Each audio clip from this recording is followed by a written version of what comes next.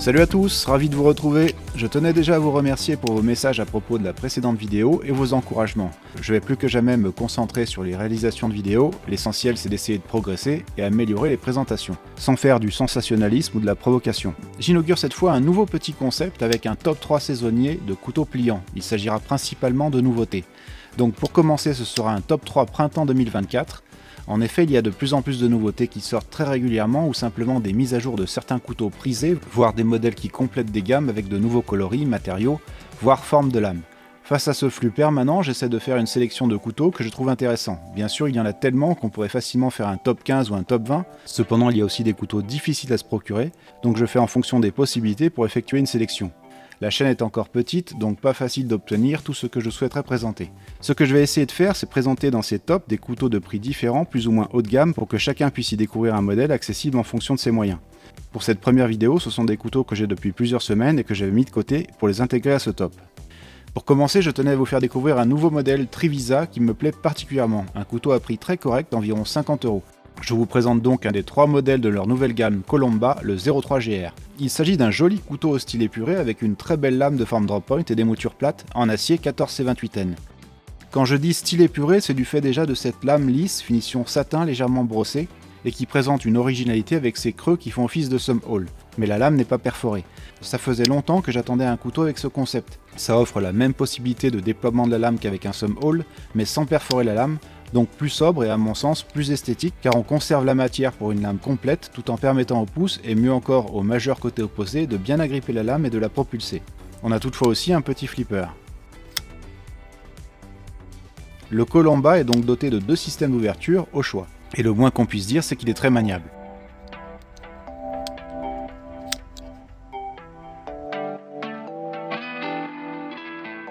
Sur ce modèle, le manche est formé de plaquettes angésis gris clair, finement texturées. C'est un coloris finalement assez peu courant et élégant. Mais le Colomba est également dispo en 2 versions plaquettes micarta, beige ou noir, pour 2 € de plus. Ce Colomba G10 est donc vendu 50 €, un prix très correct pour avoir un couteau avec une lame en acier suédois inox 14C28N, dont on connaît la bonne réputation car il forme aussi la lame de couteaux de bushcraft comme le Mora Garberg. Ce Colomba est un couteau pliant sobre avec un clip de poche en acier réversible, il y a un backspacer en G10,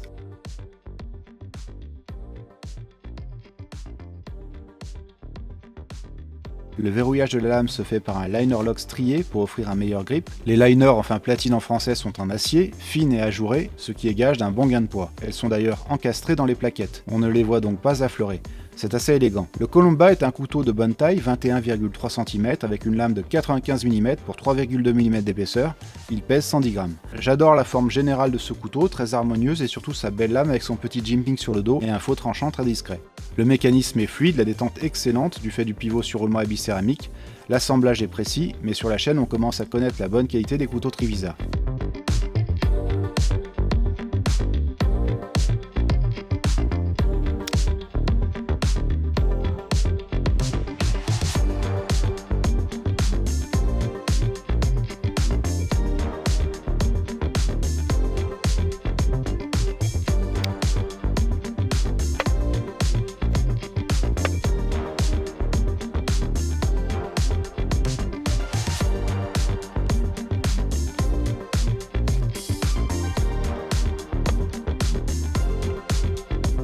J'enchaîne avec un couteau qui n'est pas une nouveauté car cette gamme a été lancée au printemps dernier. Mais nous avons là un couteau Real Steel Pathfinder FFG dans un nouveau coloris tout noir avec une lame d'émouture plate. Ce couteau était sorti l'année dernière en émouture Scandi et présenté comme étant un couteau de bushcraft pliant, autrement dit d'une conception robuste pour s'attaquer à du bois. En fait, ce couteau n'est pas sans rappeler également le modèle Munin que je vous ai présenté récemment.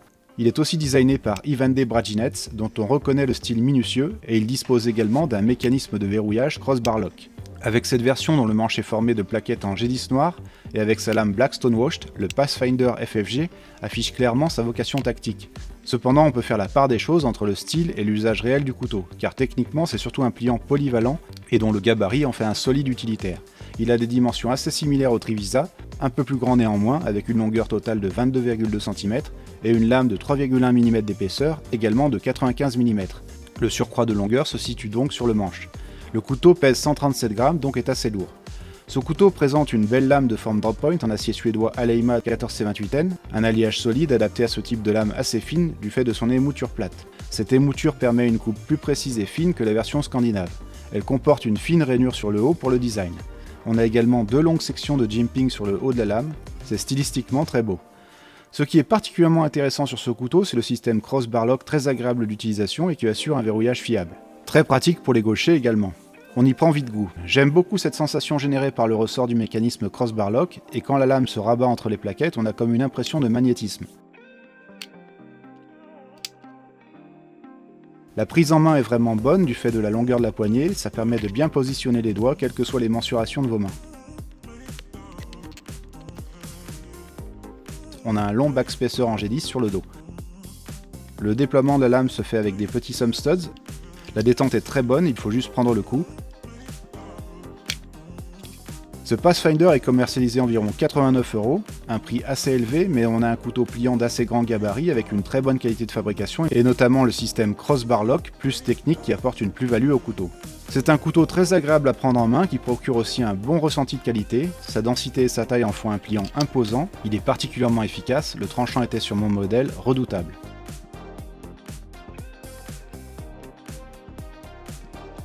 Pour certains des couteaux présentés, vous trouverez un lien d'affiliation en fenêtre de description, ce qui permet de soutenir la chaîne. Je vous y explique les éventuelles réductions et comment les obtenir. Je précise aussi quand il y a des frais de port et de douane.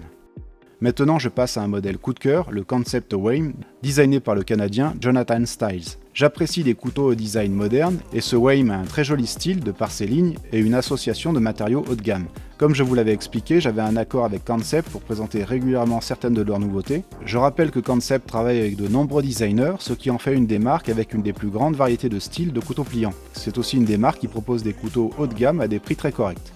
C'est le cas de ce Wame que j'avais mis de côté pour le présenter dans ce top 3 printanier. Ce qui fait la particularité de ce couteau, c'est avant tout son manche qui comporte des inserts en fibre de carbone autour de la vis de pivot. Ça forme ainsi des sortes de mitres d'un très bel effet en raison de la trame carbone bien visible et des rainures bien usinées. Ces inserts carbone sont appelés Twill Carbon Fiber. Twill signifie serger, un terme issu de l'industrie textile, de la couture, qui équivaut à un tissage en armure. Parmi les autres caractéristiques de ce couteau, on a une bague autour de la vis de pivot, ici dorée, un petit ornement supplémentaire assez flatteur. On a aussi un très beau clip de poche en titane, long, bien galbé, qui participe au design. Un trou allongé pour passage d'une lanière est présent sur l'arrière du dos. L'ouverture se fait via des thumb studs, petits donc assez discrets mais efficaces. Le verrouillage est assuré par un robuste frame lock avec insert lock bar pour la durabilité. Le Wame est donc un couteau haut de gamme de par sa poignée en titane aux inserts carbone, mais aussi avec sa belle lame de forme chipfoot effilée en acier américain CPM S35VN de la métallurgie des poudres. Un bon alliage inox très bien équilibré car il offre une bonne conservation du tranchant tout en n'étant pas trop dur à aiguiser. J'aime beaucoup le design de ce couteau et son manche bimatière carbone titane, les bolsters confèrent toujours un joli style au couteau et le fait qu'il soit en fibre de carbone qui se prolonge jusqu'en milieu de manche, c'est original. Ce couteau est un peu plus court que les deux modèles précédents, il mesure 19,1 cm avec une lame de 83 mm pour 3,2 mm d'épaisseur. Le Wame pèse 105 g, c'est un gabarit parfait pour le DC, c'est-à-dire le port quotidien, une taille moyenne et pratique. Les lignes de ce couteau sont très belles, notamment la forme de lame chipfoot allongée. Je trouve que ce style de lame est beaucoup plus élégant avec une faible hauteur, on s'approche d'une forme de lame reverse tanto, mais avec une allure bien plus organique. Qui plus est, cette forme de lame est moins agressive qu'une forme classique drop point car la pointe, bien que présente, n'est pas très prononcée. On a également un long backspacer en titane. Ce Wame est selon moi un sans faute, il est techniquement au top de par ses matériaux et leurs combinaisons. Il n'est pas trop grand, très maniable. Le déclenchement de l'ouverture n'est pas très évident au début, il faut trouver la bonne direction de poussée. C'est dû au fait que les thumb studs ne sont pas très proéminents par rapport au cadre. Mais quand ça parle, la détente est excellente du fait des roulements à vis céramique et on entend un bon claquement de verrouillage du framelock. Pour celui qui recherche un couteau avec un style moderne, ce Wame mérite l'attention, d'autant que son prix d'environ 185 € le place très bien par rapport à des couteaux de qualité comparable. Le Wame est dispo en 5 coloris, dont un avec insert en titane Timascus à 315 €, une version luxe en somme.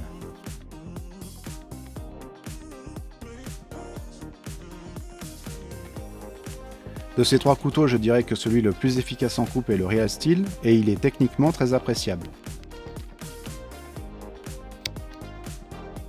Le Columba est un couteau particulièrement agréable à manier, de manière vive, et il a un beau design épuré.